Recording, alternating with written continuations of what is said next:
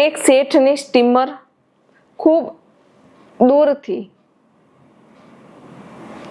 આવી, જેમાં સોનું, ચાંદી, હીરા, માણેક, મોતી બહુ બધું ભરેલું હતું.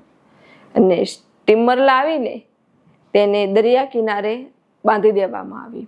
અને એ સ્ટીમરમાં જે મજૂરો હતા, કારીગરો હતા, એ બધા આવ્યા શેઠ પાસે અને શેઠને કહ્યું કે શેઠ, સ્ટીમર આવી ગઈ છે. એ સ્ટીમરમાંથી હવે તમારે બધો જે તમારો માલ સામાન છે તે લઈ આવવાનો છે. શેઠ આળસુ હતા. શેઠને થયું કે હમણાં જઉં છું. હમણાં કરતા રાત થઈ ગઈ, વરસાદ આવવા લાગ્યો. એટલે શેઠે વિચાર્યું કે આ વરસાદમાં તો નીકળાય નહીં, જવાશે નહીં. શેઠને મનમાં થયું, વરસાદમાં મારે સ્ટીમરને શું થવાનું છે, કાલે સવારમાં જઈશ અને બધો માલ ઉતારી લઈશ. કાલ કોને જોયું, કાલ સવાર થઈ એટલો વરસાદ આવ્યો અને એ વાવાઝોડામાં સ્ટીમરનું હુક જે હતું એ ત્યાંથી છૂટી ગયું અને સ્ટીમર ક્યાંય દરિયામાં જઈને ખોવાઈ ગઈ.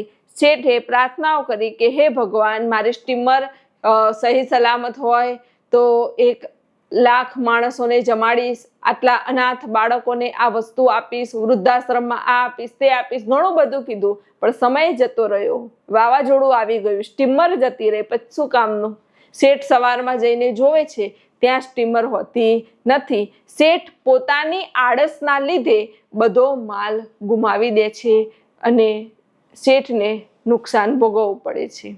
ગામનાને આ વાત ખબર પડી. ગામનાએ કીધું કે ઓહો, આ શેઠ કેટલો મૂર્ખ કહેવાય. એકલો શેઠ જ મૂર્ખ નથી, પણ અજ્ઞાની જીવો પણ આવા જ મૂર્ખ છે.